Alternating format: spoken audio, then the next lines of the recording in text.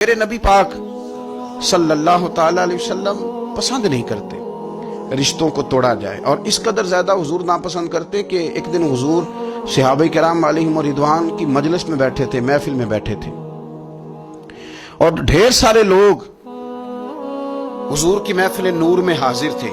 نبی پاک صلی اللہ علیہ وسلم نے نہ کبھی کسی کو اپنی محفل سے نہیں اٹھایا، کافر بھی آتے، مشرک بھی، منافق بھی آتے، وہ ایک سوال پوچھتے تو جواب ملتا، 10 سوال پوچھتے تو جواب ملتا، 100 سوال پوچھتے تو جواب ملتا۔ حضور صلی اللہ علیہ وسلم کھلے دل کے ساتھ ان کو باتیں بتاتے، جس قسم کی وہ بات پوچھتے حضور اسی قسم کا انہیں جواب ارشاد فرماتے۔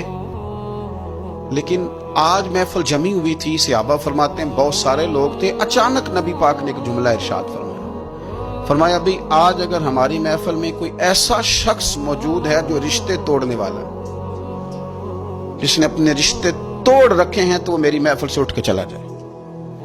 گرا جو ان کی نگاہ سے وہ سنبھل نہیں سکتا۔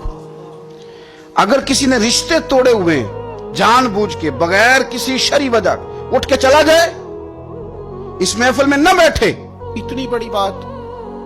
صحابہ کہتے ہیں کہ اتنا بڑا جملہ بڑا کم سننے میں ملا، اٹھ کے چلے جاؤ اگر کسی شخص نے اپنے رشتے توڑے ہوئے ہیں۔ اب وہ لوگ نہیں تھے جو یہ کہیں کہ پہلے ہماری بھی تو سنیں نا، ہم آپ کو بتائیں گے رشتہ داروں نے ظلم کتنا کیا ہے، ان کی زیادتیاں کتنی ہیں، ہم آپ کو لسٹ دکھاتے ہیں جس میں ہم نے ان کے گناہ لکھے ہوئے ہیں، ہمارے پاس وہ رجسٹر موجود ہے جس میں ہم نے 1 2 3 4 صفحے بھر دی ہیں ان کے ظلم کے، اب ہم سے سنیں تو صحیح۔ حضور نے فرمایا جس کا کوئی رشتہ دار ناراض ہے اٹھ کے چلا جائے میری محفل سے۔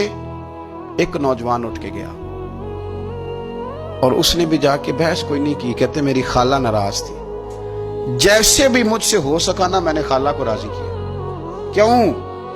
یہ بڑا کمال نقطہ ہے، اس کو سمجھنا، یہ کمال نقطہ ہے۔ آج کو یہ نہیں کہ بچے کے دن رکھ لیے تو اب خالہ کو منانا ضروری ہو گیا ہے، اب یہ نہیں کہ رشتہ داری کرنی ہے تو منانا ضروری ہو گیا، شادی پہ جانا تھا تو ضروری ہو گیا۔